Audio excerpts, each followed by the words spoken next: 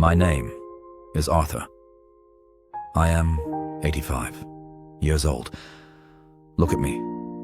I am sitting here in a $12 million mansion overlooking a cold gray ocean. I have a cellar full of wine, aged older than you are. And listen to me. I would trade every single drop, every single dollar, just to have one cheap hot dog in the park with the woman I ignored for 30 long years. If you think money is the prize, you are playing a game you have already lost. Let me take you back, way back, to where the lie began. The year was 1982. I was in my late 30s. Look at me then. I wasn't just a man. No. I was a shark in a tailored Italian suit. I walked into boardrooms and people stopped talking. I loved that silence. God help me. I thought that silence was respect. I didn't realize it was fear. I worked 16 hours a day, 6 days, a week, sometimes 7. I told myself the lie, the same lie every ambitious man tells himself, just to sleep at night. I am doing this for my family. I am building a legacy. But deep down, I was lying. I was doing it for the applause. I was addicted to the adrenaline of the deal, the smell of fresh ink on a contract, the sound of my bank account growing. It was a drug, and I was an addict. I remember my son's 10th birthday so clearly, not because I was there, but because I wasn't. He had begged me to come to his baseball game. He said, "Dad, I'm pitching today, just this once." I looked at his hopeful face, and then I looked at my calendar. I had a meeting with investors from Japan. A crucial merger, a career-defining moment. So I knelt down, looked him in the eye, and I lied. I said, "Next time, champ, Daddy has to go and buy us a future." I bought the future, all right.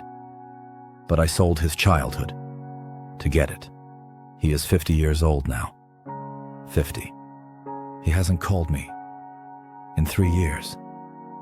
When I look at the phone, I don't see a device. I see a reminder of the game I missed. I see a reminder that later is a place where relationships go to die. But the real tragedy, the ghost that walks these hallways with me every single night, is my wife, Martha. She was the only person who saw Arthur, the man, not Arthur, the CEO. She would wait for me every night. The dinner would go cold on the table. The candles would burn down to sad little puddles of wax. And when I finally walked through the door at midnight, smelling of scotch and cigars and stress, she wouldn't yell, no. She would just look at me with those sad, patient eyes and ask, "Are you hungry?" I spent 30 years promising her a trip to Italy. It was her dream. I said, "Next year, Martha, when the stock splits, when the merger is done, when I retire. Next year, next year, next year is the biggest thief in the world." 10 years ago, on a rainy Tuesday, I was in a board meeting, screaming at a junior executive about a fraction of a percent. My secretary interrupted me. She looked pale. She said, "It's your wife, sir." Martha had collapsed in the garden. A massive stroke. By the time my chauffeur drove me to the hospital, the silence in the room was deafening. The machines had stopped beeping. I walked to her bedside. She looked so small, I held her hand. It was already losing its warmth. I fell to my knees. I begged God. I screamed at him. I said, "Take the company, take the millions, take the house, take my arm. Just give me 5 minutes. Please, give me 5 minutes to tell her I'm sorry. Give me 5 minutes to take her to Italy." But God doesn't do refunds on time spent.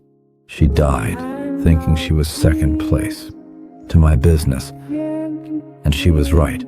Now, please look around this room with me.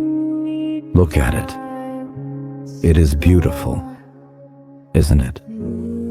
The mahogany shelves, the marble floors, the silk curtains. But have you ever tried to hug a marble column when you are crying? It is cold. It is hard. It doesn't hug you back. I sit at a dining table long enough to seat 20 people, and I eat my soup alone. The only sound is the spoon hitting the bowl. Clink, clink, clink.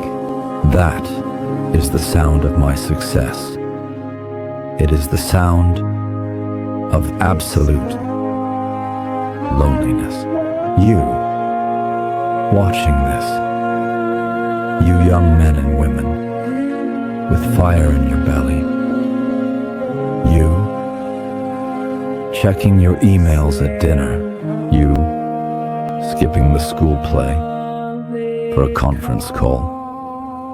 You think you have time. You think your parents will be there forever. You think your children will stay small. They won't.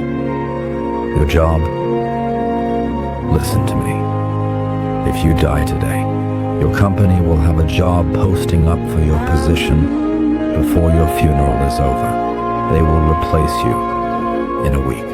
But your family? To them, you are the world, and you are absent. I built a castle of gold, but I forgot to build a life inside it.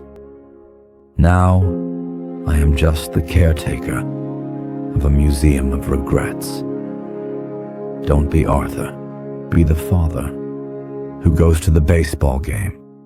Be the husband who books the trip to Italy today, not next year.